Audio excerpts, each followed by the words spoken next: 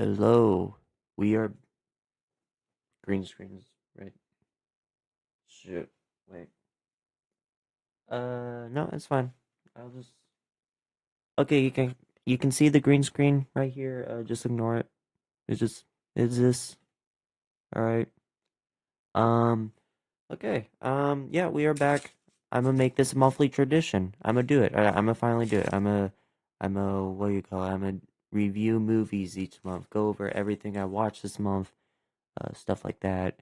And I got the tier list right here.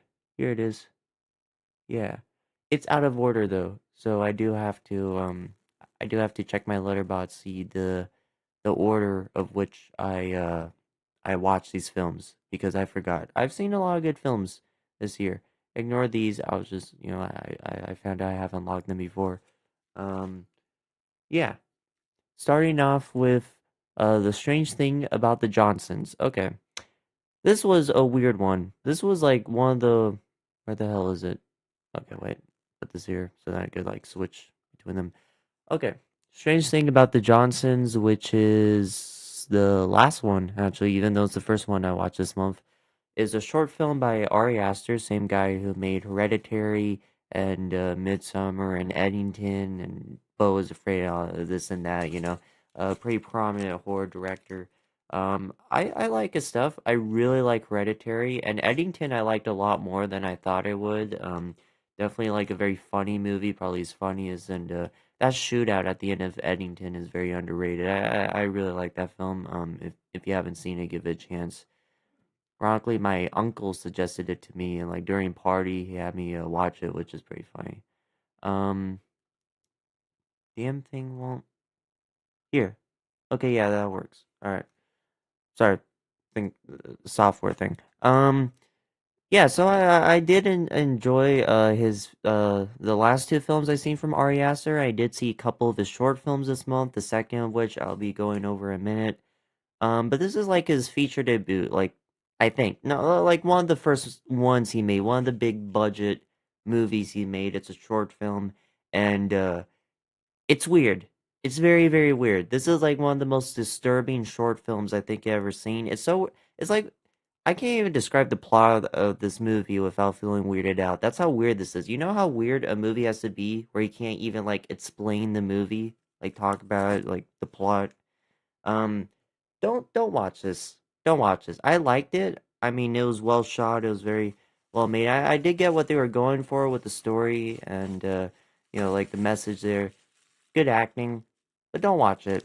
If you're like faint of heart or you don't want to watch something disturbing, if you're in the mood to watch something disturbing, then I guess this is like the best thing you could watch because it's not even a violent film. It's not a graphic film by any means. It doesn't even have any language, or at least I remember. I don't even know if it's rated R, but just the concept of the film is just so disturbing. The way they like play this out, yeah. I don't know if I could say I loved it, or even liked it for that matter, but it was well made, so I'll put it in like C tier. And to be fair, it did make me more interested in Ari Aster's other works, seeing how he directed this and the way he told the story. Like, if there's one thing I can condemn Ari Aster for, it's not really holding back. Like when there's a disturbing scene in a movie, he won't like hold back at all. He'll show it in a very uncomfortable way, will not hold back. Yeah, you do gotta appreciate that about his filmmaking. Then we got what the hell did I watch after this? Blowout. Brian De Palma's Blowout, which I think is one of Tarantino's favorite movies. Brian De Palma, I'm a little bit foreign to, or at least I was until this year. Um, did I watch The Untouchables this year? Let me see. Let me see. There's three movies I saw: The Untouchables, Scarface, and now Blowout. Yeah, let's see. Oh, and he made the first Mission Impossible movie. So okay, I guess I've been seeing his work for a while. I've seen the first Mission Impossible movie. Tell me if the audio is bad, by the way, if anybody's watching this, just so I could like fix it because I have no idea if the audio is bad. You gotta tell me this stuff. When did I watch this? It was. It doesn't go over it. Oh, 2024. Okay. So I started getting into his work in 2024 with The Untouchables, and then I watched Scarface, which I loved, and then now Blowout, which I'd say not as good as Scarface, is still really good and makes me interested in more of what he makes. If anything, I think this is better shot than Scarface. The cinematography here is so good. As someone who loves doper shots, I think that's what you call it, like the shots where like one object is close on one side and the other object is like far away on the other, and there's kind of like a blurred line in between. If you know what I'm talking about, you know what I'm talking about. I love those type of shots. Brian De Palma loves those type of shots, and this movie is full of those shots, and I just love it for it. But also like a really good premise about this audio engineer played by John Travolta, which who I think is like giving one of his best performances in this movie. Still need to see more John Travolta movies, but this he was really good in this. But yeah, this audio engineer that's like recording sound for a movie, and then he records the sound of this car crash, or at least he doesn't think it's a car crash because he heard a blowout before, or like he heard a boom before the tire popped out, which means that the tire was probably shot out. And it's a very complicated movie. He saves a girl from the car, and the passenger, like there's a bullet through his head, so he thinks it's all set up or like a hit. Um, and he's trying to uncover that. It's a film about corruption, and it's a very bleak film, bleaker than I was expecting. The ending is very dark, but also very fitting and very well done, very sad. Probably one of the best movie endings I've seen this year. It was really good. Which I was kind of like disappointed the first time I saw that ending, but then I actually thought about it, how it like loops back to the beginning of the film. I'm like, okay, yeah, he cooked here, he cooked there, and yeah, I mean, I really want to see more Brian De Palma movies. Just the way he shot this film is like so ahead of his time. It really is like a beautifully shot movie. It pisses me off how well shot this movie is. It's just incredible. So, but I want to say it's my favorite Brian De Palma film from the three I've seen. I do think it's better than. No, I'd say the Untouchables was a really good movie. I probably put the it's like it's like as good as the Untouchables, but not as good as Scarface in my opinion. But yeah, I really enjoyed this one. Let's put a B tier for now, and we'll top a B tier for right now. And with how the tier list pans out, the more it goes along, maybe I'll update it to A tier. Um, let's see, what the hell else I watch after that? Not that. Not that. I have a lot of tabs open. I'm sorry about that. Um. Oh shoot. Wait. Ooh. Didn't mean to do that. There we go. Okay, that's better. Yeah. Sorry. Then we got Caught Stealing, a new film, came out in theaters. Nobody watched it. I did. It's from Darren Aronofsky, who I don't think I've seen a movie from him before this. Um, which is interesting because I heard this is like the least Darren Aronofsky movie that he's made. Like not all like his other films. Frick. Yeah, Black Swan, The Whale, Requiem for a Dream. I haven't seen those movies. Yeah, I haven't seen any of these movies, but Irio's a good director, and the trailer looked decent. I do like Austin Butler. I think he has a good career ahead of him. He's good in every role I've seen him. So, I did want to see it for him, and also just like a crime movie where like the plot continues to unravel. That's like my type of movie. I really like crime movies.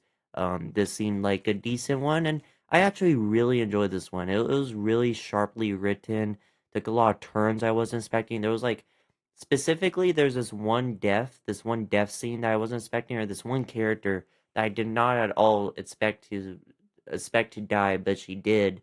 Just came out of nowhere. I shouldn't have said she. I'm probably spoiling the movie to some people right now, but yeah, the one character death which was very unexpected, and it just like unravels from there. A very dark film. A lot of people die. Very bleak. The character is at a worse space than it was at the beginning of the movie.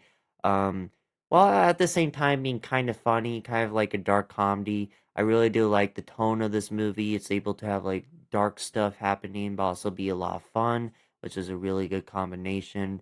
The story flowed really nicely. It has like a big set of characters in the movie with all their different motivations, and they really like combine them in a really good way. I love the ending of the film, how it kind of like ties back to his backstory with the car crash and just a really nice. It like tied everything together really nicely at the end.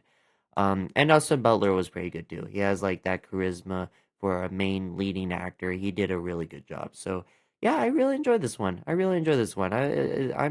I'm surprised it didn't do well in the box office. I mean, I can't say I'm too surprised. A lot of movies have been failing in the box office, good movies, but this one I think like flopped, like really flopped. Let me see. Caught stealing box office. I guess it does have like a very punk aesthetic. It's original film. 9.6 million off of a 4-day weekend. 30 million. Ooh, and then what's the budget? Caught stealing, not including the marketing budget, which I'm sure is high because I saw this trailer in theaters a lot. 40 million plus probably a 40-minute marketing budget. I saw this film marketed a lot in the theaters. Yeah, yeah, this bombed. That sucks because this was a good movie. A lot of people say they don't make original good movies anymore. They do. People just don't watch them. I don't get it. It's sad. It's sad. But yeah, I enjoy this one. I wouldn't say it's like the best of the year, but this has been a really good year. If this came out like 2021 when not a lot of good movies were coming out, this would be top five. So yeah, great movie. I really enjoyed it. Then we got Thanksgiving. Not the full length movie. I watched that a year ago, I think, a couple of years ago. I'm talking about the short film, also made by Eli Roth. I think Eli Roth is coming out with a new movie this year, is he? I'm probably not gonna watch it. He's not that good of a director for the most part, but he's made some good stuff. Let's see. Oh yeah, he's made some terrible stuff. Um, but how do you sort by release date, news first? Was it this one? I think it's this one. Oh yeah, and very mixed reviews, I guess. No, I swear I saw like a poster for it. It looked a little different. Was it the Piano Killer? No, this one already came out, I think. Okay, whatever. Yeah, Eli Roth. It's one of those commercials, not one of the commercials. One of the mock trailers, like the parody trailers that was in Grindhouse. If you don't know what Grindhouse was, it's like a 3-hour double feature movie, with Robert Rodriguez and Quentin Tarantino, Death Proof, and what was the other one? Planet Killer, Killer Planet, Planet Island. I don't know. I didn't see the Robert Rodriguez one. I just saw Death Proof. But in the double feature, I think they have like these mock trailers for like fake movies, and some of those fake movies turn to real movies, like Machete, which I'm going to be talking about in a minute, and of course Thanksgiving, which movie came out like last year. Anyways, yeah, it was fun to watch. It was like very corny, very messy, but very grindhouse esque. It would have been fun to watch this like in the double feature. It does like add to the vibe those movies are going for, but also by itself, it's pretty fun. Could have been a little bit longer. But yeah, I do wish the full length movie went with this aesthetic though, with like the grainy cameras and the goofiness of it. Like the movie that came out is just like so digital and 2010s, early 2010s esque. Like the cinematography is nothing special in that movie. The photography, how it's shot, it's just like any slasher movie. Well, it should be more grindhouse, like it is in the short film. Anyways, tangent aside, I really enjoyed it. I mean, it was okay, but I had fun with it. I'd say Bo is Afraid it was a little bit more well made, but like this was intentionally not well made. So yeah. Then we got Machete, which is same thing, but it's like an action film with Danny Trejo. Also became a full length movie, which I haven't seen yet. Honestly, after watching this trailer, I do want to see the full movie because this looks really stupid and really fun. Like the trailer they showed here, there's a scene where like Machete just takes out this like this vest There's like a collection of knives, like 50 knives under his vest, and that was just really funny. It's really stupid. It's really corny, really cheesy. Honestly, it looked a lot of fun. I may want to watch the full length thing. Yeah, this was fun to watch. This was a fun mock trailer. Again, they're just fun. They're just fun. There's nothing like special about them. Then we got Mike's New Car, which is like a Pixar short about Mike from Monsters Inc. getting a new car and they test it out. I think I remember watching this as a kid, so I kind of watch it for nostalgic value, and it was really good. It was funny and very I like the music behind it. It had that Pixar charm, which has been missing from the company for like since I want to say since Coco, but honestly, Coco just feels more like a Disney movie than Pixar movie. Um, Maybe Inside Out. I don't like Inside Out as much as like the first 10 years. Maybe like the last truly great Pixar movie. I mean, I love Coco and Inside Out too, but like the last truly great Pixar movie was like all the way back with like the 2010s with Up or something or Wall-E, which sucks. They made really good movies back then, and this short just has a charm to it, the type of animation style, really good humor too for a 3 minute short film. It is pretty funny, especially for a kid's short. Um, and good voice acting from what's his name, Billy Crystal. I don't know their names. They're pretty good. They're pretty good. So where is it? Right there. Um, oops, I almost printed that out. I put a bottom B tier. I really enjoy this one. Then, oof, one second. Mm. Ooh, good coffee, good coffee. Give me that testosterone to finish the day, you know? I'm a coffee addict, okay? Mr. Bean Police Station, which is a Mr. Bean short where he is at a police station. I love Mr. Bean. I really enjoy the show. I used to watch the show as a kid all the time, even though like on Amazon Prime it was only one season with 24 episodes. I still love the shows. It was like it just had such a good vibe to it. Aside from being really funny and having a lot of great bits with Rowan Atkinson giving his usual charm, like just like the feeling of it, like 70s or 80s Britain, and it's just like a very I don't know how to describe it, but the vibe was very like Saturday morning, Sunday morning, maybe even Saturday afternoon, very comfy vibe to like the show. This is just a skit. It may be from the show. It was on Letterboxd, whatever. I didn't like it.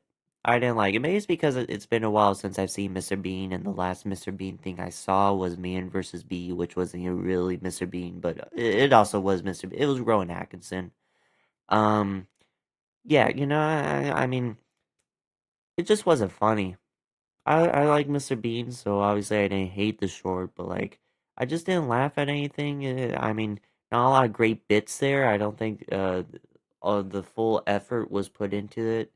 Um, yeah, I don't even remember what it was about. It didn't really. It was mid. It was mid.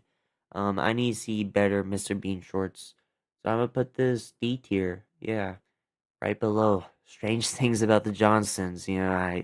I'm a messed up person for not playing that bottom and D tier or an F. I would create most normal people would create an F tier and put this movie in there. Such a strange movie. Anyways, The Man with No Mouth, which is about this. Well, it's a claymation movie, kind of like based off those Sunday morning church videos. With like the British voiceover, kind of like Thomas the Tank. I don't know how to describe it. Anyways, a short film about this little kid who's trying to do a math problem. And he's a really dumb kid. He cannot do 5 times 3. Are we serious, Timmy? Are we serious? 5 times 3? Anyways, yeah, this kid's really bad at math, and then this random guy pops out of his window, and then he like helps him with the math problem. So the kid lets the random guy into his room, and then the random guy eats him. Good movie, yeah. um, Yeah, it's creepy. It's creepy. I mean, it's like a good short film about stranger danger. I really do like the aesthetic of this guy's short films. I've been watching shorts for a while. The British voiceover, the stop motion, Also very creepy when it wants to be. I still think Kid behind the camera is like the best one this guy made. Or I don't even think it was made by him. I think it was made by someone else. Anyways, I did really enjoy it. Not as much as things, maybe more than things. Yeah, I'll put it there. I'll put it there. Yeah. Okay. Stalker, which is oh yeah, it's about this guy who's like it's another short horror film that you can watch on YouTube, animated, but this time on a computer animated. It's about this pervert who's like in this woman's closet, seeing her like brush her hair, and then the woman like just starts stretching her back, turns into a monster, and chases him. Very creepy. Just there's just like one shot of this is like really creepy, where like the woman like transforms into this monster. Outside that one shot, it's just a very it's just a horror short film about a guy getting chased. You know, we've seen this many times, and the animation is nothing special. So yeah, I put like where the hell is it? Where the hell is it? It's like this one. It was right there. I don't know why I can not find it. I'll put a top of D tier. I want to watch it again. Um, Then I watched Bo, yeah. Not Bo is Afraid, but like the original short film from Ari Aster named Bo, which is does not star Joaquin Phoenix. It stars a guy from The Strange Thing About the Johnsons. He's actually a pretty good actor. It's unfortunate they died at such a young age, or I think it was like 60, I think. Good actor. He did a good job in here. And yeah, I mean it was weird. It was well shot. There was some good shots in there. It was creepy. For a student film, you really do admire how much Ari Aster is able to do with his student film and how weird his movies is. And, his movies are able to be random and weird, but not too weird. Like, I'm not a big fan of David Lynch. I went over that last live stream be- because it's too weird and I just don't get into it. Something about the way Ari Aster does it, I mean, just kind of like it hooks me a lot more than David Lynch, which may be a hot take, but I don't care. I stand by it. I like Ari Aster more than David Lynch right now. Um, so yeah, I'll put Bo in the right there, right there. Yeah. Okay. The Blackening, which is like this horror comedy that I've actually wanted to see for a while now because it looked kind of funny. It had a funny premise about all these black people going to a cabin, and it kind of like plays into the racial stereotypes. Has a good cast. Um, it wasn't funny though. I watched it. I didn't laugh as much as I wanted to. I thought a lot of the humor was very lowbrow, and the humor wasn't very clever. The best part of this movie is the chemistry between the cast, which is actually really good. The cast, they're the best part of this movie. They actually have charisma. The jokes aren't that funny, but they're able to like, like say the jokes, pay off the jokes in a really good way, execute the jokes. That's what I've been trying to say. Um, but like for a slasher movie, there's not a lot of good kills, not very bloody or violent, and for a comedy, it's not very funny. For a horror movie, it's not scary like at all. The plot twist was stupid. Some of the characters were actually annoying, and yeah, like for a film with this premise, it just doesn't do good with the premise, and the characters aren't even that interesting. I didn't like any. I mean, they were decent. They were like fun to watch. I don't really like any of them. Like if any of them died, I wouldn't be sad. Which sucks when this is like such an ensemble cast and it's really putting a lot of emphasis in the actors and the cast who are actually doing a good job. Yeah, I did find it that funny. Maybe it's just because it's not for me, because it's literally called The Blackening as like a film made by black people for black people playing on black stereotypes and it has like a very distinct identity, which I'm okay with. I don't think every movie needs to be made for everyone. Not every movie needs to like have broad access. I'm okay with I'd actually prefer movies have like a specific audience. Like I have not seen Barbie because I know that's just not for me. I'm not gonna enjoy Barbie. I did not enjoy Wicked, because it's a very girly movie, and I'm like a straight man who likes gangster movies. Like It's as simple as that. It's as simple as that, you know. Um, so yeah, the blackening. I really I think bottom and D tier. I just did not enjoy this one. Bottle Rocket. Wait, no, it's not Bottle Rocket. No, it is Bottle Rocket. Okay. Yeah, I was on a really bad streak. um, what was that like? Five good movies, if you want to call Machete and The Strange Thing About Johnson's good movies are like okay. So like two good movies and one great one. Yeah, this was a tough stretch. This was a tough stretch of like bad movies, but and yeah, Bottle Rocket is like Wes Anderson's first film, which is actually like a short. Oh no, did I? No, no. I just shoot. Wait. Oh no. Okay, thank God. I exited out of the tab. I was able to bring it back. Okay. Whew. I did not want to do that again. Okay. Bottle Rocket, first film by Wes Anderson, but really is a short film, student film, black and white. He obviously made this into a feature film, and that kicked off his career. And I appreciate this movie for kicking off Wes Anderson's career. I'm not the biggest Wes Anderson fan, but even I can admit that I enjoy some of his movies, and I actually really love some of his movies, like The Fenosian Scheme. I really liked, not one of my favorites of the year, but again, it's been a really good year for movies. Um, Moonrise Kingdom, one of the funniest films I've seen. Fantastic Mr. Fox is like one of my favorite animated movies, so like he really did a good job with that one. And then The World of Tenenbaums I really enjoyed. Um, but also films like Asteroid City, his Netflix films, his Netflix short films. Um, Am not Amsterdam. What the hell is it called? Rushmore. I did not enjoy those movies. I'll be honest. Isle of Dogs, no. No, he's like a very hit or miss director for me. Some days his style works on me, other days his style doesn't work on me. It's as simple as that. And for this film in particular, I can't even say the style doesn't work for me because it doesn't even really have his style in it. It's a very amateur Wes Anderson-esque. It's like a guy trying to be Wes Anderson with a very low budget. And to be fair, that's kind of what it is. It's Wes Anderson with a low budget doing a student film. So I can't even really like, like shit on this movie so much because I mean, of course it was gonna be bad. It was never gonna be great. I'm not even gonna blame this movie for not being great. It's a student film. You watch student films and you know they're not gonna be great. And yeah, for Wes Anderson's like first short film, I didn't enjoy it that much. I don't even know what it was about. I don't think the characters go through any like development. I don't think there's like any like plot structure to it. It's just like stuff happening with these characters who like rob stuff and then they're like shooting at something and eating banana splits and Charlie Brown music is playing in the background and then the movie ends. What am I supposed to take away from that? Huh? That was just stupid. I did not enjoy it. I'll put it right above the Mr. Bean short, right under Stalker, because at least I had like a consistent story that you follow Stalker.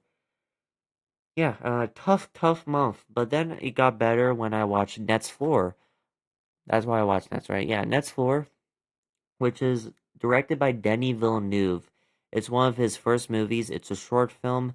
Again, I watched a lot of short films this month, like debut short films of like big directors. I've been wanting to see Quentin Tarantino's first short film, even though I heard it's bad. I did watch his Reservoir Dogs promo short, which wasn't that good. Anyways, yeah, I watch a lot of student shorts, mainly because I watched Ari Aster's first few shorts. I really liked it, and I watched Denis Villeneuve's, and this wasn't really like a debut short. Like he was already a well-established director when he made this. This was like 2010s, but it wasn't as big as he is right now. So this was before Blade Runner and Incendies, Prisoners. Denis Villeneuve, right before Prisoners, he made this. Right before he got big, and yeah, I mean, it was pretty good. He directed the hell out of this movie. The metaphor is like very, very clear, but very, very well done. Very good sound design. Really unappealing and gross aesthetic, but like intentionally so. Um, Kind of a disturbing film without there being any violence or like anything that graphic.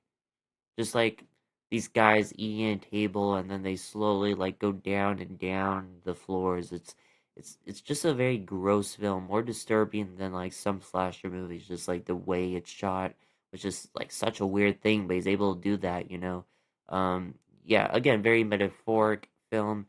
Kind of reminds me of the platform a little bit, but like a short film and a little bit more on the nose than the platform, I guess. Yeah. I enjoyed this one. I really did. I'm gonna put right above Mike's new car. And to, you know, then I watched another short film from Ari Aster. Man, how am I supposed to say this? Moonchasen. Moonchasen. Okay. I butchered that. That's not how you pronounce it. Anyways, Manchunson, which is yeah, definitely did not pronounce it right.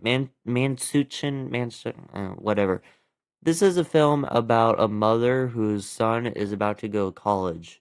Um, so then she poisons her son so that she stays in the house with her, kind of like a obsessive a very disjointed mother-son relationship there.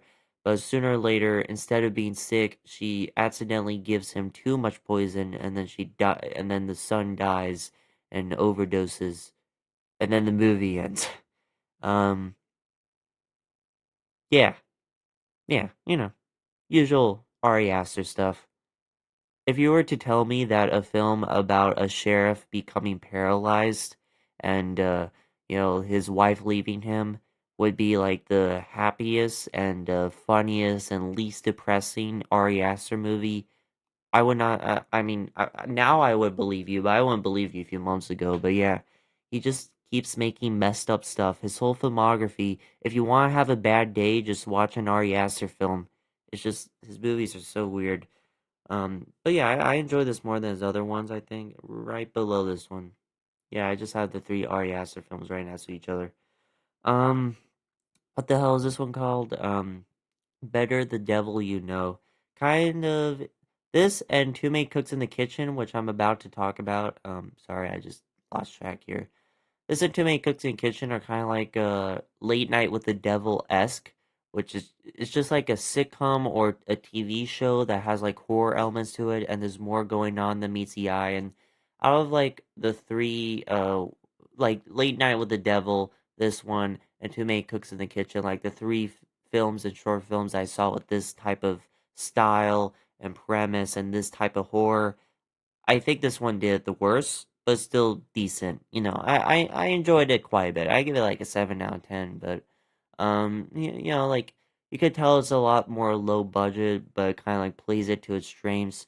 The plot twist at the end that they're actually in hell and this guy like killed the girlfriend. I feel like it could have been executed better, like the reveal, but it was still a good reveal and it is a very creepy horror movie, like a lot of creepy scenes, especially that scene where like the girl like looks over to him and has like her disjointed face, which is like really disturbing. Has disturbing elements to it, but otherwise, it's decent. I feel like other things have done this type of like horror, analog horror, a lot better. I'll put it right below Mike's new car. Then Too Many Cooks, which if you don't remember, it's this Adult Swim. I watch a few Adult Swim short films, horror shorts. I remember when they used to do those. I started watching them, and ever since like this house has people in it, I've been enjoying them. And this is a new one that I saw. And which one? Which one? Which one? What am I talking about again? Too Many Cooks. Um. Oh shoot! I don't have it here. What the hell? What the hell? Okay, I forgot to add Too Many Cooks.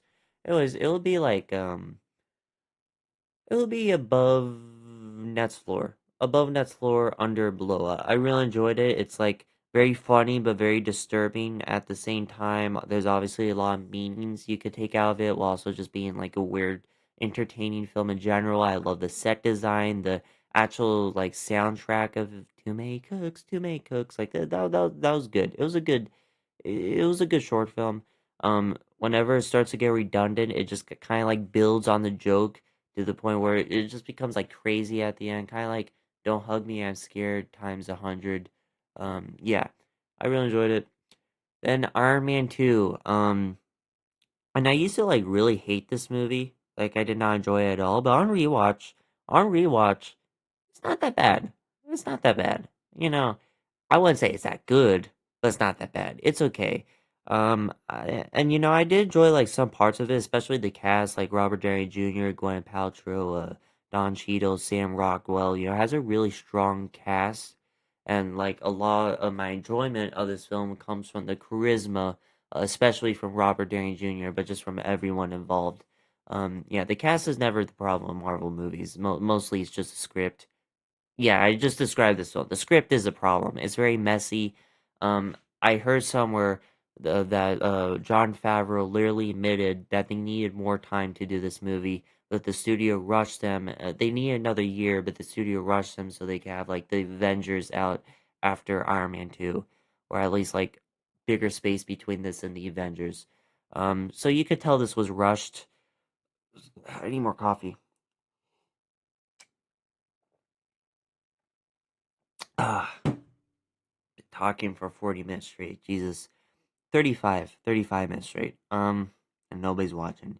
Um, but yeah, the cast is good, and I just think the script is very messy. Most of it is just like people making weapons in like factories and warehouses. Most of this movie like takes place in warehouses and factories, and people are trying to make weapons and stuff. And it was cool in the first movie, but when you do it in the sequel, it just feels kind of redundant. It's like if the Dark Knight had like Bruce gain all his gadgets again, and like the Joker was making his own Batmobile. Like it's boring. It feels like a step back. I found them having like a few scenes where he's like in a lab trying to figure stuff out. There's just like too many scenes of him doing that, and like a lot of the film is his alcoholism and him like throwing a party in the Iron Man suit while he's drunk and doing a lot of stupid stuff, which kind of like feels like a step back for Tony's character after the development we've seen him from like the first film, and also like the thing about Iron Man 1 is that the best part about it is Robert Downey Jr.'s performance for one, which he also has a good performance in this one, but also like Tony's character development. Well, like in the first Iron Man film, in just like 2 hours, Tony comes from like this very cocky billionaire who like has no empathy and is making weapons and is being manipulated to like this very heroic guy who actually like has a lot of empathy, realizes the mistakes he's done, and is trying to fix those mistakes. Like just the journey of Tony's character was really endearing in the first film, and in the sequel, he barely has any character development. Like the most we get to is like between his relationship with his father and him trying to figure that out. And of course, you have that good scene where he's like looking at his father's tapes, and then he sends a message saying that his greatest creation is you. That's a very emotional, well acted scene.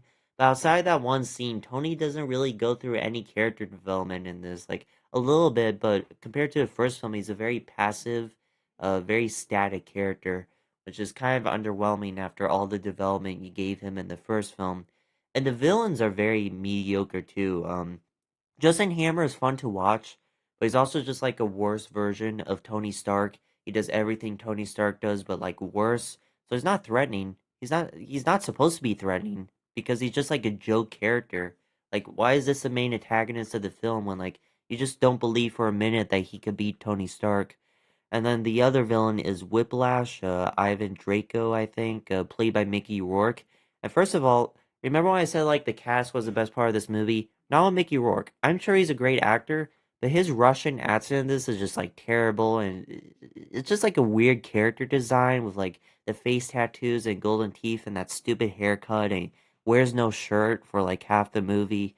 Just like a very stupid villain, and just like the idea of lightsaber whips. Like, really? That's the villain of your movie? A guy with like lightsaber whips? That's something Kingsman did. That's something Kingsman 2 did. The bad Kingsman movie, which is like a parody of spy movies. When you're doing the same thing, obviously it came out after this movie, but like if you're doing the same thing as like a spoof spy movie, like you're just doing something stupid. Yeah, lightsaber whips, that's just you don't get out of like the headspace where you just think that's the stupidest thing I ever seen. It's a very stupid villain. Um what else?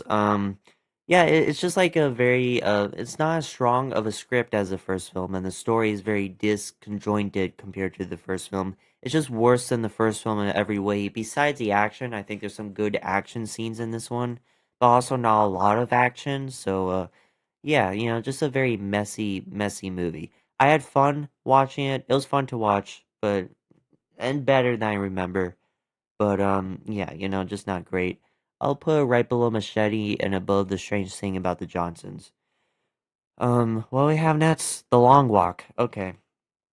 This is a Stephen King movie based off his book, The Long Walk, about like 50 odd people, a group of 50 strangers who have to like walk or they die, and whoever's the last man standing wins. So 49 people die, one survives, and you see them kind of like become friends, which is like it's a very heartwarming story because you just see people like become friends and become closer together, and there is like some like niceness to such a bleak story, but it's also a bleak story because only one person is going to survive. As likable as these characters are, only one person is going to make it to the end. So it's a very bleak story, but also very well made, very good directing. For a film, which is basically just people walking for like 2 hours, over 2 hours of just people walking, is very entertaining. And most of that has to do with like just the characters. Like they do a lot with these characters with such a simple premise. That's one of the reasons like Stephen King is like such a good author because he could take like simple stuff like a guy being kidnapped by a obsessive fan, a author being kidnapped by an obsessive fan, and he's like on his bed and his legs break. He's able to like build on simple stories like that and give like very compelling characters and building on it, and he does it very well in this movie. One of the best Stephen King adaptations, probably the best one since Doctor Sleep, which was also really good. Whew, okay. Oh, I've been talking a lot. I put this above Caught Stealing, honestly. Best movie I've seen this month so far. And before you complain, oh, but Schofield, it's the 27th. There's still 4 days left, Like, oh, well, why are you doing now? Why aren't you doing later? Okay, first off, I have homework. I have school. I'm in junior year, which is like infamously like the worst year of high school. It's gonna be like the most work, and I'm already feeling it. One of my assignments is like going into Blender and creating a donut, which sounds simple, but it's like 5 hours to do. There's a 5 hour tutorial to make a donut in Blender. That's one of my assignments. And then I have like history, and I'm just getting burnt out. Okay, that's why the Breaking Bad video hasn't come out yet, even though it's been a month, because I'm burnt out. I need, I just need time to myself. Okay, I need time to like relax, take a break, play video games, watch The Sopranos, watch some movies. Just time to myself to relax, so then I could like work better during the week. Which sucks because I'm a very productive person. Like whenever I am not working, I feel like I'm cheating a little bit. And once Monday comes along and I'm in school, all I could think of is why didn't I do more this weekend? Why didn't I work on the video? Now I have to wait another 4 days to work on the YouTube video. I didn't do anything this week, and I'm procrastinating on so much stuff. Like I'm burnt out, okay? That's why. I don't want to do this live stream on the 31st because that's going to be a weekday. I found a time when I'm like free to do this live stream, and it's right now. So that's why I'm doing it early, even though I'm probably going to watch a few more movies before the month ends. Speaking of which, I've been watching The Sopranos. I didn't add it on this tier list, but it's like amazing so far. Season 2 was goddamn amazing, and season 3 started off really strong. So yeah, really enjoying that. Anyways, where was I? Where was I? 8 Mile? Yeah. Okay. 8 Mile, Eminem. I'm a big Eminem fan. Not as much as I used to be. Slim Shady used to be my favorite rapper, but then I listened to like more rap, like Eazy-E, Tupac, Biggie. By the way, after this one, I'll go into my playlist and go over the albums I'm listening to. But Eminem used to be my favorite rapper, and then I listened to a few more rappers. I think it may be Kanye, honestly, because Kanye just has such a strong discography. But when it comes to like being a lyricist and like how fast he raps and just like the lyrics themselves, like he really is a good rapper. I don't think he's the best producer. He has like the best production on his songs, but he's like one of the strongest rappers and the best at like diss tracks. And yeah, he's still one of my favorite rappers. Anyways, that has absolutely nothing to do with this because this is a movie starring Eminem. But maybe I'm just giving you like my background on Eminem. I really like this guy. I've been listening to him a lot, and this is a film about his well, loosely based on his life, where he's like he's poor. He lives in Detroit. His mother is unemployed, uh and you know like the house is gonna be like is gonna be forfeited. So he's having a really hard time, and he's trying to win this. He's trying to go big as a rapper and win this rap battle against this gang. It's a little bit hard to explain. There's a lot going on, but it's really well done. Eminem is a great actor as much as he's a rapper, and the rapping at the end of the movie, especially like the end credit song, like "Lose Yourself," but especially like the rap battles, like they were really well done, very well made. Um, yeah, good performances all around. A very character focused story. Um, didn't expect to see Michael Shannon in this, but you know he's good at playing assholes. And he was good at playing asshole in this movie. As that deadbeat husband. And yeah, good movie. Good movie. Good director too. I forgot who the director was, but he did a damn good job. Yeah. Maybe it's because I'm biased because I'm big on hip hop. Hip hop is my favorite music genre. I'm big on Eminem, but I'm gonna put this right below Blowout and B tier. That seems right. Maybe even above Blowout. I'm kind of no below Blowout because Blowout was like a really well made movie. Even if I made like 8 Mile a little bit more. Anyways, speaking of music, I'm gonna make this a thing where halfway through each one of these live streams, I'm gonna go over the albums I've listened to this week. I've even gotten a new app where I can like rate albums, which is really cool.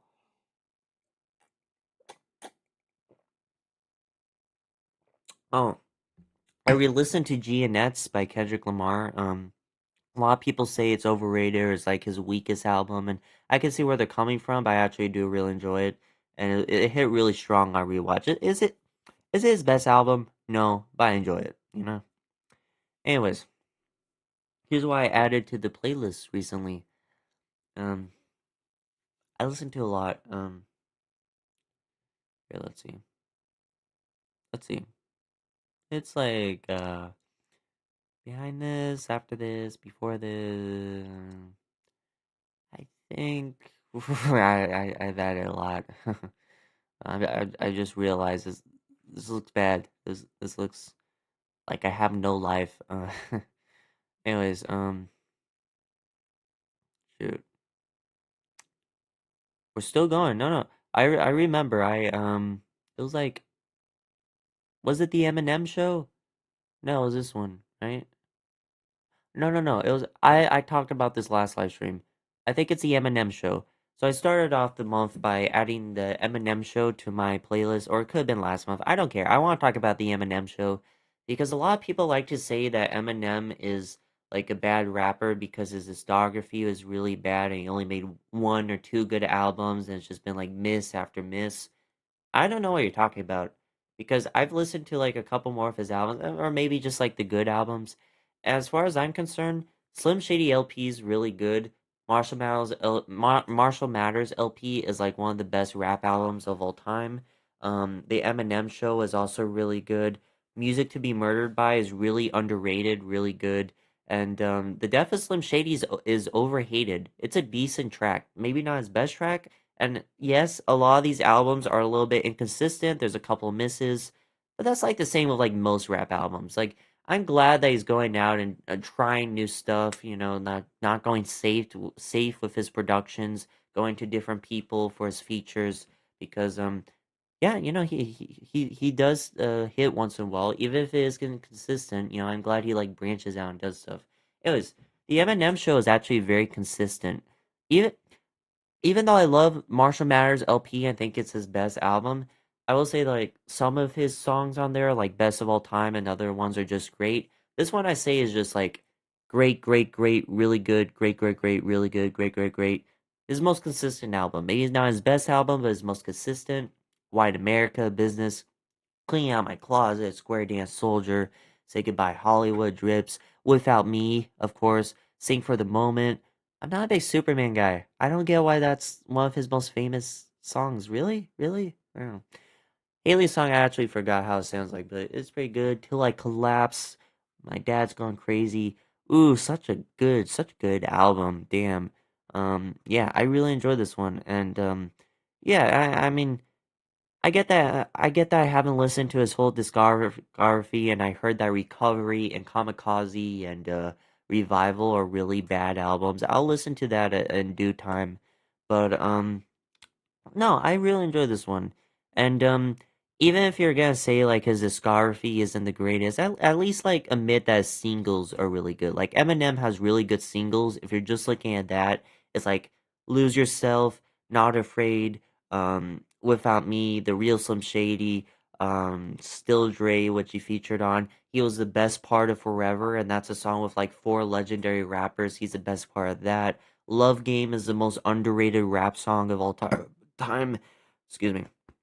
Houdini, Godzilla, all of his collaborations with Rihanna. I could just list off single after single after single that I think is like top of 100 rap albums of all time, rap songs of all time.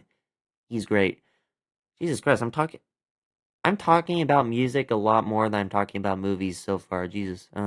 Anyways, Nas's Illmatic, that's what it's called. One of the most highly praised rap albums of all time. I thought it was great. I thought it was really good. I wouldn't say it's the best of all time. I wouldn't say it's perfect. Maybe I need to listen to it a couple more times.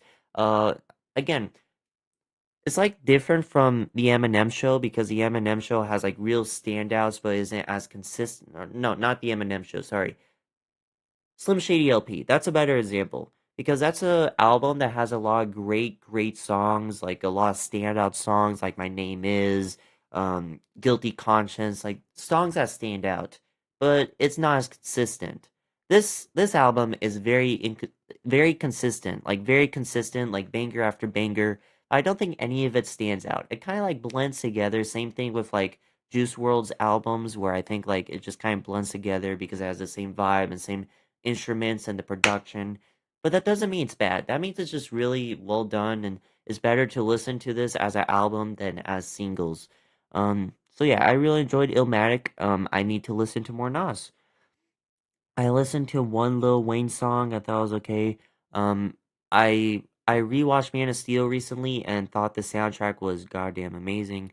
Okay, maybe this was August because I watched Highest to Lowest in August, but I did add the soundtrack. I need to listen to more NF because that one single I heard of him when I grew up, one of the best modern rap songs, 2010s rap songs I've listened to. Then I listened to Chromotopia. Again, I'm very new to Tyler the Creator, but Chromotopia was really good and it makes me want to listen to more from him. It sucks that I got into Tyler the Creator as he's like taking a break. Like I just heard that after the tour he's gonna take a long break. Just as I'm getting into him. Just as I'm getting into him. Okay. Hey, it gives me time to like catch up to his discography. So whatever. Um I don't like this as much as Don't Tap That Glass. I think Don't Tap That Glass is the best rap album of the year, but it was still really good. Very consistent. Then Donda 2, which I don't hate as much as other people, but I will admit is a very like inconsistent so-so album where like half of it's really good, like Broken Love, no, True Love, Broken Road, Keep the Flowers, 530 especially this one he did with Alicia Keys, burn everything.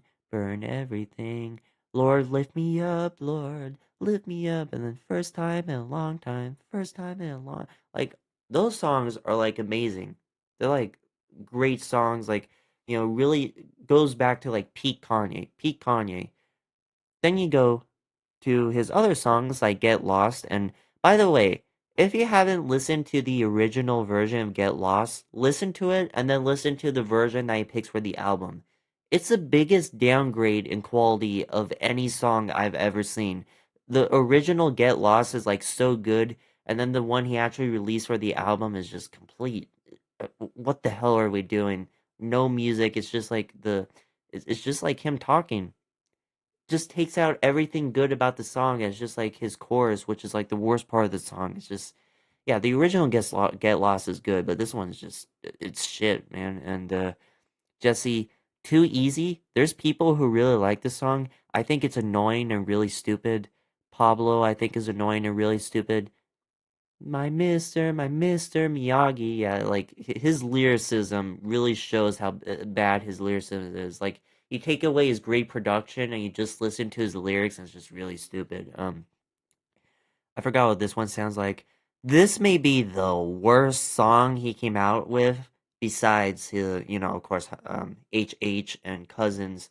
This is like the worst song in the album, where it's just like really, really weird. Where he's like talking about like Kim Kardashian is gonna need security and is gonna take his kids back. Like I can separate the art from the artist just fine. I listened to a Diddy album. I watched Chinatown. Separating the art from the artist usually isn't an issue to me. This one, you just see the artist. The artist just stupid and really bad. It's just like a really bad song, and then you listen to the lyrics, and why is this even in my playlist? I just like adding the whole album to the playlist, but this is just always a skip. Sci-fi is always a skip. I heard the voice of God. I heard the voice of Morgan Freeman. What are we doing? And City of Cheese, Susie, which was just such a boring track. Louis Bags, we did it. Gonna need some maintenance, which is a stupid. Again, like such a inconsistent album. It's just like a lot of good stuff and a lot of stupid stuff. Yeah, very frustrating, very frustrating. If you just like take out half of the album, I actually really like it. But even like the good songs, you can hear a little bit of AI in them, so I don't even know. F1 soundtrack. I took out two tracks of it. I don't think this is Hans Zimmer's best score, but like just hearing Hans Zimmer again in the big screen after like Oppenheimer didn't have him, and I don't remember the last Hans Zimmer score, that came out in the last couple of years. Like oh, I think he's gonna be in the new Dune movie, right? He's gonna make some music for Dune Part 3. Oh, I'm excited for that. Okay, yeah, I'm pumped up for that if that's true.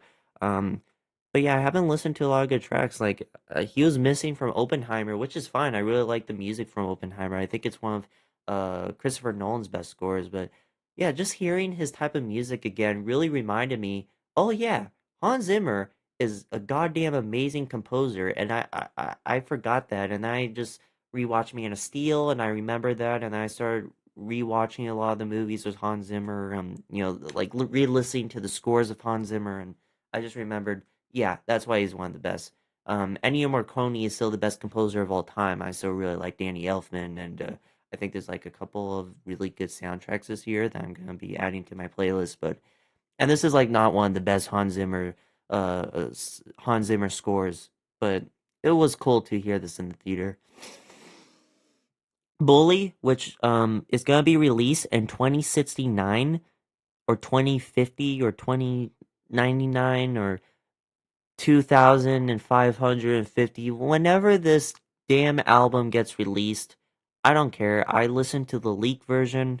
As far as the leak version goes, it was actually it was decent. It was decent. I think there's different versions of this album that have been or leaked, and the first version I enjoyed, and this one I enjoy a little bit less. But it's a very strong. It's like the best production from Kanye in years, like the best Kanye production since Kids See Ghosts, which is like big praise. And just take out the AI, give us better vocals. I think better vocals, better lyrics. It's maybe like one of the best Kanye albums. I'm not even kidding. There's like strong potential for Bully Volume 2. I don't know if Melrose is still gonna release because I heard there's like something with Playboy Cardi, but or some beef. But yeah, just I really want this to be released. I want this to be released as damn best. No AI, just like Kanye doing his thing, like bring us back. I don't think it's ever gonna happen. I'm putting too much trust into this man. He every time you think he's gonna do something good, he comes out with something stupid. Um, yeah, we'll see. We'll see. I'm rooting for Kanye. I'm rooting for Kanye to come back to his prime after all of the bad things he's done. Again, outside of separating the art from the artist, I hope he gets some help, like mentally. I hope I hope this for every human being, but I hope he like becomes better, because I really want to listen to some good music from him. I also listened to American Boy for the first time, which also features Kanye West. I've been re-listening to the song over and over, so ahead of its time. I can't believe this was from 15 years ago. Sounds like it's from like this year or a few years back. Like such ahead of its time album with really good music. You could tell Kanye did the production. I need to listen to more Estelle because her vocals were really good and kind of complemented Kanye's rapping. Yeah. I listened to some Tom Petty and the Heartbreakers, Slaughter, I forgot what this one's called, and Guitar Boogie Shuffle.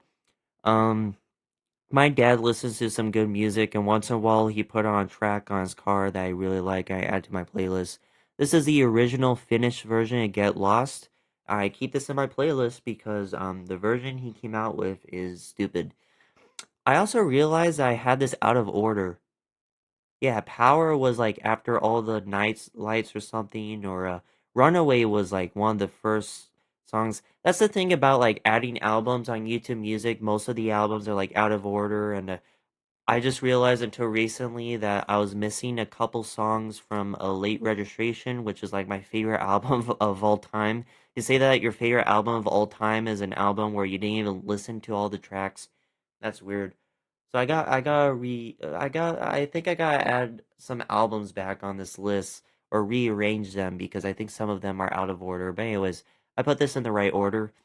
And also, I still think Blame Game is like the most underrated Kanye song. It's really good.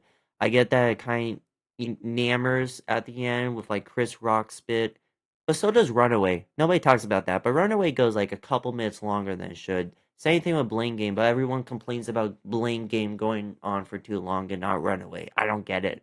I don't get it. I think Blame Game is just as good as Runaway, not as iconic.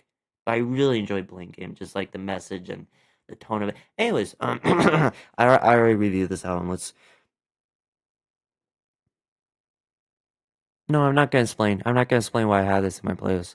Um, Going back to Eminem, then listened to Music to Be Murdered By, which was actually pretty decent. I actually think my favorite song here, besides Godzilla, which I think is one of his best features, and Leaving Heaven, which like all his collaborations with Skylar Grey are really good, is Yeah Yeah. If you haven't listened to this one, it's like really, really good. I enjoy this one quite a bit. I've been re-listening to it a lot.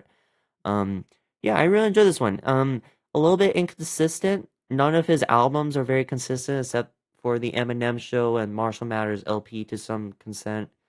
Uh, some extent. English not Englishing. Anyways, yeah, I enjoy this one. I enjoy this one. And everyone's saying that Eminem is washed. I don't get that. I can't believe that. Again, I just like on my phone I have an app where I like rate music. I can't believe this has a 2.5 out of 5. Like seriously? I think this is like a 3.0, maybe 3.5, 2.5 seems a little bit low for me, I listened to another Arctic Monkeys album. Um I don't know if I finished it though, and I listened to most of this on the radio. That's why it doesn't say that I listened to it. It doesn't have the red bar, but I did listen to most of this. Um what's it called? I Bet You Look Good on the Dance Floor is really good. I really enjoy that track. I also listen to Jimmy Jazz and Gorillaz, and again, I rewatched Breaking Bad recently with my mom, and rewatching Breaking Bad, I realized how much good music is in it. So I looked up the Breaking Bad soundtrack. Out of Time Man, which is like the song that ends the pilot, is like really good. I've been listening to that a lot. Um, a bunch of these other tracks. Negro y Azul, which is like that song in season 2 with the mariachi band. Um, the song where Gus walks to his death. I forgot how good that was, but it's really good. Yeah, and then of course like the song at the end of season 4 where we find out that Walt poisoned the kid. Spoiler alert. I added that one too. I listened to the Low End Theory from A Tribe Called Quest. And again, this is one of those albums where it's like very consistent but not a lot of standouts. I mean, there is a few standouts. Like I do think what's it called? Scenario is really good. I really enjoy Scenario, and I feel like there's another one that I remembered a lot. What was it? I don't remember. It was yeah, good album, very consistent album. Um I listened to Mad Villainy by MF Doom. I think it's a little bit overrated, but I still really enjoy this one. Very consistent. Again, no standouts for me.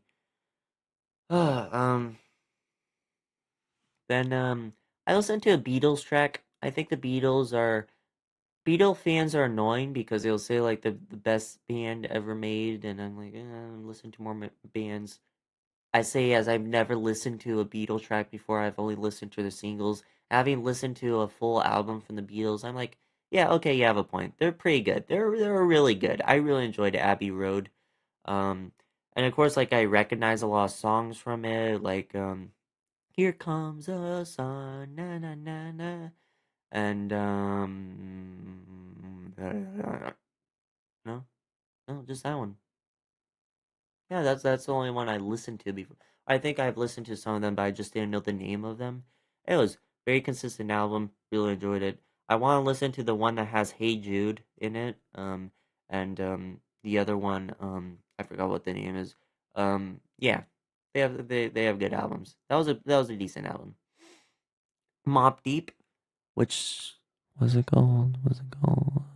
Uh, I forgot what their album's called. Let me look it up. Mob Deep. The Infamous, that's right. Again, I looked up the greatest rap albums of all time on Google. This one came up. And again, very consistent album, not a lot of standouts, except for the last one. The last one was not the last one, this one, Shock Ones Part 2. That one really hit hard. All the songs are pretty good. I really enjoyed the vibe of it, the gangsters 80s rap type of songs. Not exactly easy, kind of outcast, but not really outcast. It's like outcast but more gangster. I'm not just saying that because it's like a duo. Yeah, I enjoy that one. I added the freestyle to make a clap from that guy who was on Aiden Ross's stream. I added Slim Shady LP. I really like My Name Is and Guilty Conscious and Brain Damage, Role Model, My Fault, of course. Crazy title for a song on that one. Um, just don't give an F. I'm shady. Still don't give an F.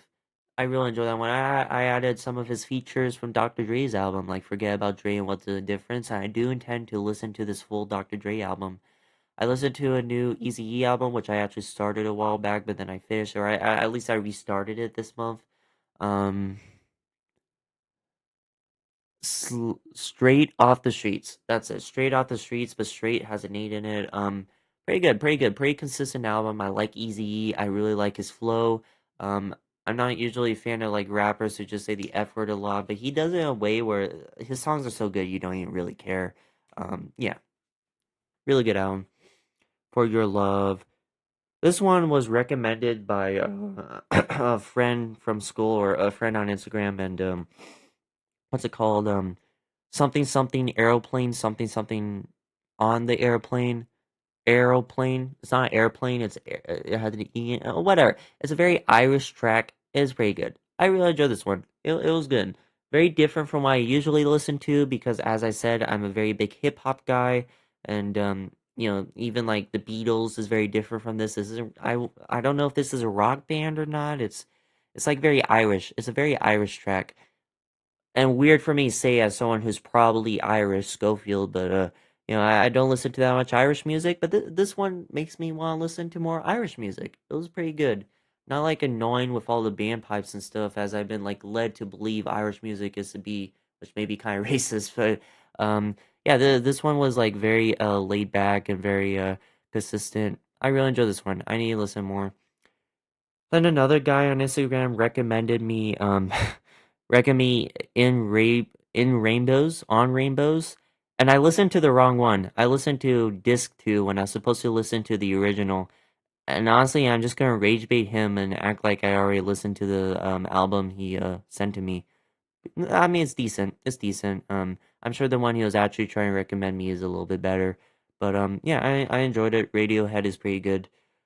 And I added a Daft Punk album, the one that has One More Time, because I listened to it on the Rainbow Radio and I thought to add it, but I haven't listened to it yet. I had Eminem single and then Kanye single, Bad Guy and Bound to. The music video for this one is heavily parodied. This one was added today when I saw a parody of the Beyond 2 music video with Seth Rogen and James Franco, which is really funny. Yeah, okay. Oh my god. My throat is dry. Oof. Not even dry, it's just sore from like talking so much. I need big breath. Big breath. Oh, Rick. What is it? Uh, what was I gonna say? Nothing, I guess. Here, I just need to rest my throat real quick. Let me see what's on YouTube, my YouTube things. What the hell? Oh no, it is live. Okay, that was weird. Just said it wasn't live for a second. Anyways, okay. Get back on track. Been talking for an hour. Jesus Christ. Spinal Tap 2. Spinal Tap 2 is a sequel to the original Spinal Tap, which I watched for the first time last month while it was released in theaters. My dad has been talking about how good it is. I finally watched it. I really liked it. And then we watched the sequel and we enjoyed it. I wouldn't say it's as good as the first film, but it still had some really funny moments. Elton John was really funny in this. Paul McCartney was kind of wasted. Like, really gonna bring someone as big as Paul McCartney. And, they didn't really do anything that good with him. There were some jokes that didn't land, some jokes that didn't like make me laugh, but also not in the way that it didn't land that I thought it was cringeworthy or I cringed at the joke more so I just thought the joke was okay and I didn't like laugh out loud, but I was still amused by it. I really like British humor, just the way it's like executed and said and Michael McKean was pretty good after watching Better Call Saul, like I finally know which one of the band members he's supposed to be, seeing him older. Um yeah, so very funny, some good jokes. The one where Elton John is playing on the piano, and then that guy says too much piano. Like that show is funny. Maybe I'm not describing it right, but there's like a lot of good jokes in this. I would recommend you watch it. Just if you like the first film, or if you watch the first film and want to see something funny. I think comedy films need to come back. There needs to be more comedy films coming out. Like The Naked Gun was obviously really good. I hope that they continue with those type of comedies. Also, British humor. I want British humor to come back because, like Monty Python, Mr. Bean, which I was talking about earlier, I just love British humor. Please bring it back and the mockumentary style too. Yeah, I put that right above Net's Floor. I wouldn't say I loved it as much as the first. Obviously, it was never gonna live up to the first, but it's not trying to. It's just trying to be a good time, which I appreciate. I appreciate that. Um, I do. I do think they could have played into like the age aspect of it more. They kind of play into it where like these guys are past their prime and they're old now and their life is behind them and they're just trying to recapture it one more time. I feel like you could have done some stuff with it, but I do realize that it's a comedy. It's not trying to be character drama or put that much emphasis in the characters. I just felt like the one step to really take this comedy from good to great would to be to explore like the time aspect of it and how everyone's aging, it'll really feel like very sentimental because Rob Reiner is so old now, and all these comedy legends are in the past, and you have Elton John old and Paul McCartney old, and it's kind of like the end of an era. You could have really played into that, and they don't, which is okay because it's Spinal Tap. You don't expect it to be emotional, but I feel like they could have added that emotional aspect, make it a little bit better. I watched unedited footage of a bear, which is like a horror short film, independent, also Adult Swim. Um, Guy who makes it is the same guy who made This House Has People in It. He's really good at making creepy movies. It's a little bit confusing. I feel like it just kind of lost itself at the end. I get that there's like hidden meanings and symbolism, but like once the plot stops making sense, and it's just symbolism. It just kind of becomes pretentious to me. Not as good as This House Has People in It, but there's like this one scene with like a doppelganger or like a copy of someone that was really creepy, creepier than Us. That one scene with like the identical twin was like did the premise of Us better than the actual movie Us did. Not to say I didn't like Us, but yeah. I put that right below Mike's new car. Then I watched Here, and this one, did I watch Here Nets? Skip these. Yeah, I watch Here Nets, and this one's disappointing. This one's disappointing because I really like Robert Zemeckis. I'm rooting for Robert Zemeckis to go back in his prime, but every day I start to understand Quentin Tarantino more when he says he's gonna stop at 10 films.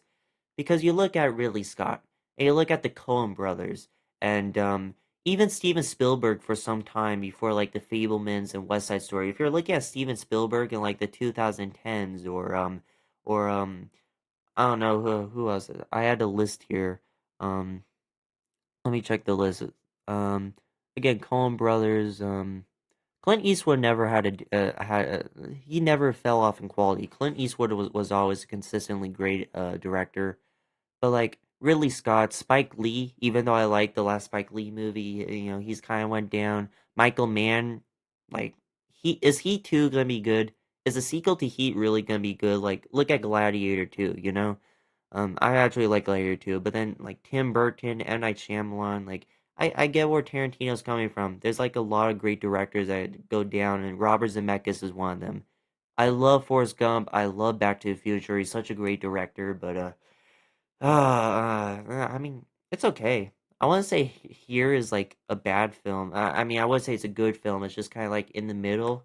Um, I really like the premise where it's just like the camera is at one place, and after a while, you kind of forget that the camera isn't moving at all. You're just like you're kind of invested in it.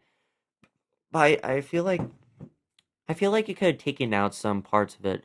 I wish it was like more focused into just the Tom Hanks story with Tom Hanks like growing up in the house and his wife. I felt like if it was just focused on that, it would be a lot better.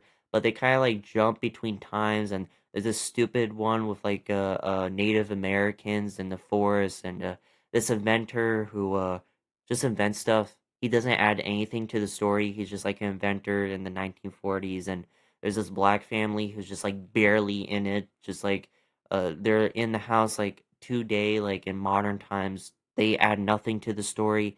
We cut back to Civil War, and we see like this political guy Benjamin Franklin is in this movie, and again adds nothing. Nothing is added like the only like good storyline is the one between Tom Hanks and him growing up and his father who's like in the war. And yeah, that's it. That's it. That's the only like storyline I was invested in. The screenplay is very goofy, or not goofy, very campy, very sentimental, overly sentimental. I didn't like the dialogue. I felt like this movie needed more of an edge to it. It's just like very like PG. When it's like going over topics like PTSD and the war, and yeah, I felt like it could have been done better. If you want to see this concept done better, just watch that one scene from City of God. The one scene where they're like in the apartment and you kind of see all the people who are in the apartment and all of them like killing each other. That one scene from City of God does this concept better than here, like in just like a few minutes. If you want to like save your time, not waste 90 minutes on this, just go City of God or just watch all of City of God because City of God is like such a good movie. Um, I put above Bottle Rocket and below Stalker.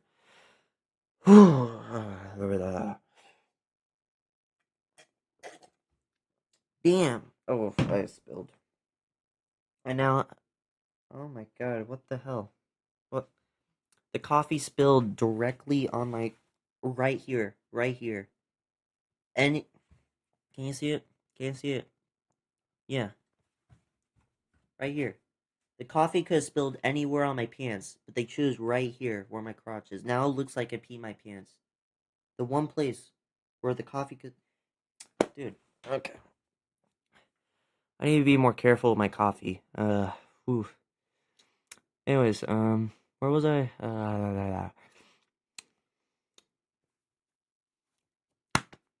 Like I said, I did ruin the South Park. Well, it'll come off. Coffee stains come off, I think. Um, did I watch Six Days to the Air Nets? Yes, I did. Yes, I did. I rewatched a lot of Matt Stone and Trey Parker documentaries, or at least one of them is. I'll explain what the other one is, but this one's a documentary. And I heard about this one. It's about like the production of South Park and them like creating an episode and how stressful that is. I already knew about that. I actually seen it, and one thing that surprised me is that like most of the week is spent like writing the episode and figuring out the script. And like the animators have like 2 days to animate it, which is like crazy. It's crazy like how fast they like pump out these episodes, how stressful it is, but it's also like very normal for them. Like this is just the average production time, and learning that the pilot episode South Park took 3 months to make. Again, the more I learn about these guys, the more I respect them and what they did with the show. Like South Park is one of my favorite animated adult shows of all time, and just seeing this documentary makes me appreciate it more. I do wish it went a little bit more into the animators' perspective because they're a big part of it, but it really only went over the writers' perspective, which I guess is fine. Maybe the animators just didn't want to be in the documentary that much, and obviously you do want to like focus on the writers and Trey and Matt, and it had some like funny scenes too, like like the producer like explaining to the executive producer what's gonna be in the episode, and it's literally the Human Centipede episode that they're doing, or that they're covering, and it's funny like her trying to describe it. It's funny to watch. And Bill Hader is in this too. I didn't know Bill Hader wrote for South Park, like was actually like in the writers' room consistently. Yeah, they should bring back Bill Hader. He's really funny. I need to see Bill Hader in more stuff. He was like big in the 2000s and 2010s and SNL, and I know he made Barry, but I haven't seen him. I haven't seen him in the last couple of years. He needs to come back, either like as a comedic film or like a serious film, Anyways, yeah, I enjoyed this one. I'll put it below Next Door and above Night Mike's new car. I think that's fair. This is um this is a weird tier list. I have a lot in D tier, a lot of C tier, and a lot of B tier, and just like 2 movies in A tier. This was so far it's not a great month. But anyways, I watch Your Studio and You, which is also from Matt Stone and Trey Parker, creators of South Park, and this is like early in their career. I think like the first couple seasons of South Park. And this actually wasn't like distributed to the public. I think this was a short film made for like executives or people a part of Universal Studios that was exclusively shown at parties or something.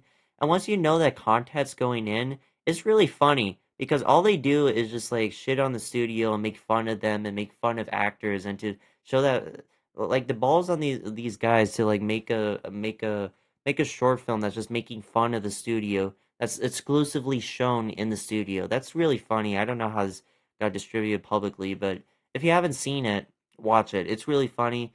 Steven Spielberg is in it. Arnold Schwarzenegger, not Arnold, no, Rocky Balboa is in. I think Arnold Schwarzenegger is in it, but what's his name? Sylvester Stallone is in it, and it's really funny because every time Sylvester Stallone talks, they put like subtitles under him, like you can't understand him otherwise. There's some good jokes. I think the pacing's a little bit on. I mean, I heard it took like a few days. They wrote this in a few days. You can kind of tell that, or like in a few hours actually. So you can tell they wrote this in a few hours. It's not one of their funniest stuff, but still really funny. There's some good jokes in here.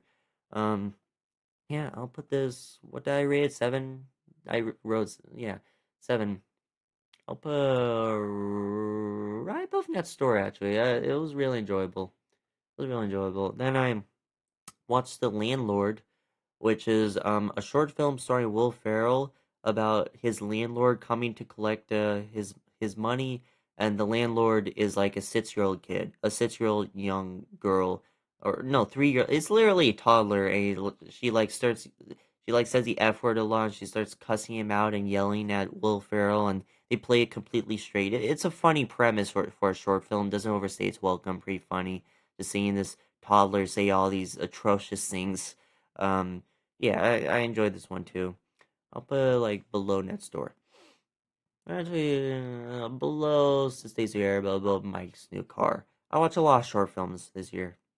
Okay, now we get to the good stuff. Now we get to S tier, starting with The Irishman, which whew, I love this film. I love this film. This was one of the first Martin Scorsese movies I saw, or at least one of the first gangster Martin Scorsese movies. I think I saw this before The Departed, Casino, Goodfellas. And watching this after them, you do kind of compare them and realize The Irishman isn't as good as them, or at least for the most part, But I do think it's almost as good as Goodfellas and Casino. I really enjoy this one. I think it has one of the best endings in Martin Scorsese's career. Very underwhelming, but purposely so. Very simple, but purposely so.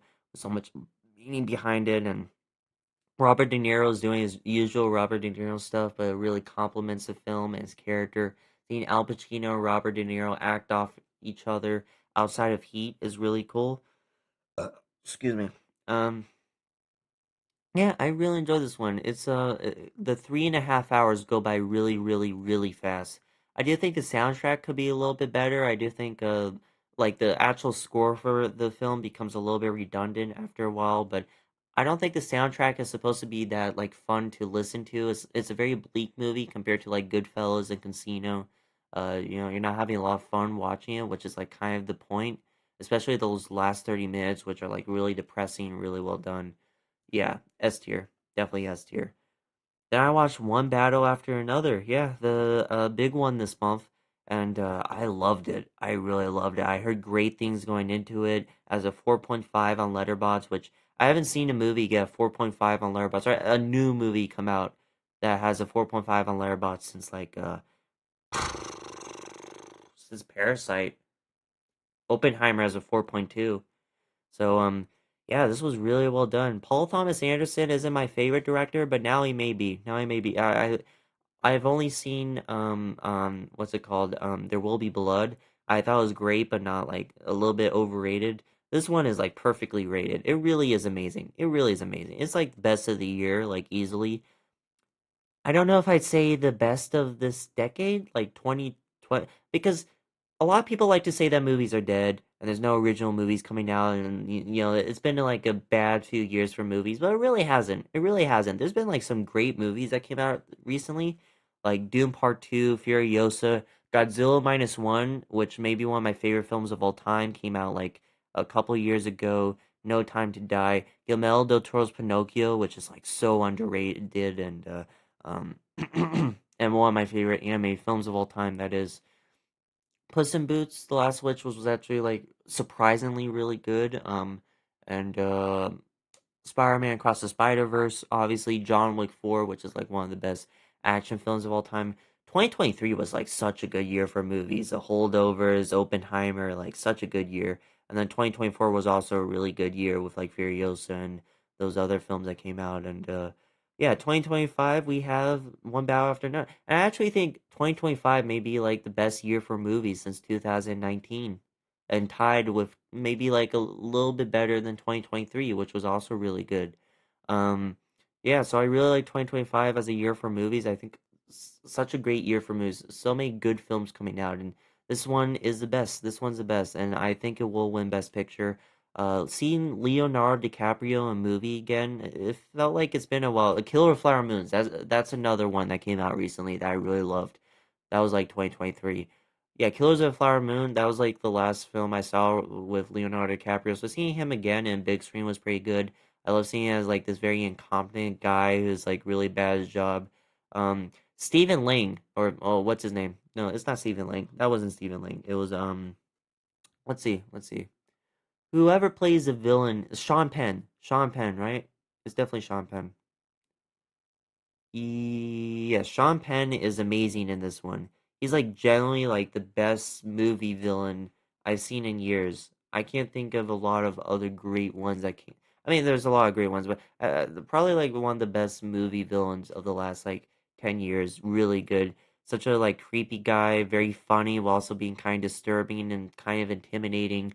His performance is really good. Just like a very messed up villain, and yeah, yeah, like again with Paul Thomas Anderson, he doesn't like hold back, kind of like Ari Aster, but just like he doesn't hold back from the violence or the weird stuff that happens, and like the story is like it's one of those stories where like the plot keeps revolving, kind of like Weapons, but like more so where you just don't predict anything that's happening. It's a very funny film, and not even like trying to be funny that much, but like just like naturally very funny, almost a comedy. It's like Eddington, where it's like talking about like the bad stuff that's happening in the world, like the politics of it all. But it's not as bleak as Eddington, and kind of gives you hope at the end, which I really appreciate.